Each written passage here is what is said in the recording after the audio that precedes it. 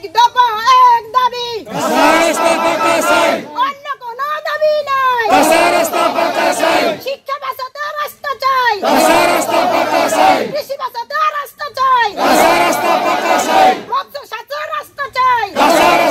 আমরা আজকে জানতে চাইবো প্রশাসনের কাছে, আমাদেরকে কবে আপনারা খবর জানাবেন, রাস্তার ব্যাপারে আপনারা কি সিদ্ধান্ত নিয়েছেন। যদি তা না হয় আমরা সমস্ত এলাকাবাসী হাজার হাজার জনগণ নিয়ে ফরিদপুর যাব, দরকার হলে আমরা চাঁদপুর যাব, আমরা শেষ পর্যন্ত লড়বো রাস্তার জন্য। সাংবাদিক বন্ধুগণ, আমরা সময় দিয়ে আসবো, আমরা সময় ছেড়ে আসবো, কতদিন পরে আমরা খবর নিব। আপনি দেখে যান, আমাদের দুর্দশা দেখে যান, এই অঞ্চলে আসলে সভ্যতা হঠাৎ থেমে যায়। সাংবাদিক বন্ধুগণ, একদিকে আমাদের বিস্তৃত খাল, আরেকদিকে আমাদের কৃষি জমি, আর মাঝে মাঝে আমাদের বসতি। এই পরিস্থিতিতে এই একই রাস্তা ব্যতীত আমাদের হাজার হাজার যে বাসিন্দা, তাদের বের হওয়ার কোনো রাস্তা নেই। এখন এটার আরো একটা দুর্ভোগ আছে। সেই দুর্ভোগ হলো এই রাস্তাটি দুদিকে গুরুত্বপূর্ণ। একদিকে আমাদের 7 নম্বর ইউনিয়নের জনগণ, তাদের অভিমুখ 7 নম্বরের দিকে পাইকপাড়ামুখী, আরেকদিকে আমাদের 8 নম্বর ইউনিয়নের জনগণ আবার মূল বাজার রূপসার দিকে। এবং পাইকপাড়ার অত যে বিস্তৃত এলাকা, তার বেশিরভাগ অংশের ফসল বহন করতে হয় এই রাস্তার মধ্য দিয়ে।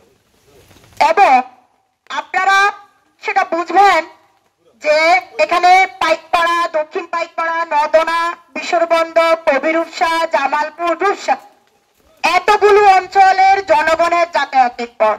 যদি প্রসব ব্যথা যন্ত্রণায় মারাও যায়, তবু এখানে কোনো একজন মানে ডাক্তার তো আসবে না রাস্তা খারাপের কারণে। ডাক্তারের আমি দোষ দিব না, আর গাড়ি কোনো একটা গাড়িও পাওয়া যাবে না। সাধারণত আমি চোখের সামনে সবাইকে চোখে আঙুল দিয়ে দেখিয়ে দিতে চাই যে দক্ষিণ নদনা সরকারি প্রাথমিক বিদ্যালয়ের 1 বছর আগে একজন ম্যাডাম মারা গেছে। তখন তাকে ঢাকা থেকে এই পর্যন্ত মানে অ্যাম্বুলেন্সে করে আনা হয়েছে। যখন আনা হয়, তারপরে এই রাস্তার যখন কাদা, এই মাটির রাস্তাতে যখন কাদার জায়গায় চলে আসে, তখন তাকে অ্যাম্বুলেন্সের থেকে নামায়ে ভ্যান গাড়িতে করে তার বাড়িতে নিয়ে যাওয়া হয়েছে। তাহলে কতটা রাস্তার পরিণতি খারাপ হতে পারে এবার ভাবেন। রূপসা, জামালপুর ও বিশ্বরবন্দ গ্রামের একাংশে হাজার হাজার মানুষের একমাত্র চলাচলের পথ পাইকপাড়া থেকে রূপসা প্রায় 5 কিলোমিটার রাস্তা। এই রাস্তাটি যেমনি প্রাচীন তেমনি বহুল ব্যবহৃত। ঐতিহ্যবাহী রূপসা বাজারমুখী রাস্তাটি এলাকাবাসী দুর্ভোগের আরেক নাম। 10-12টি শিক্ষা প্রতিষ্ঠানে হাজারো শিক্ষার্থী বর্ষাকালে প্রতিষ্ঠান থেকে বিচ্ছিন্ন হয়ে পড়ে রাস্তার অচলাবস্থার কারণে। এই অঞ্চল কৃষি সমৃদ্ধ, মৎস্য চাষে রয়েছে সমৃদ্ধ সম্ভাবনা। এবং আমরা হাঁটতে বহুত সমস্যা হয়, গাড়ি এই রাস্তা চলাচল করতে আসে না, কারণ রাস্তার যে পরিস্থিতি, আমরা অনেক ভোগান্তির ভিতরে আছি।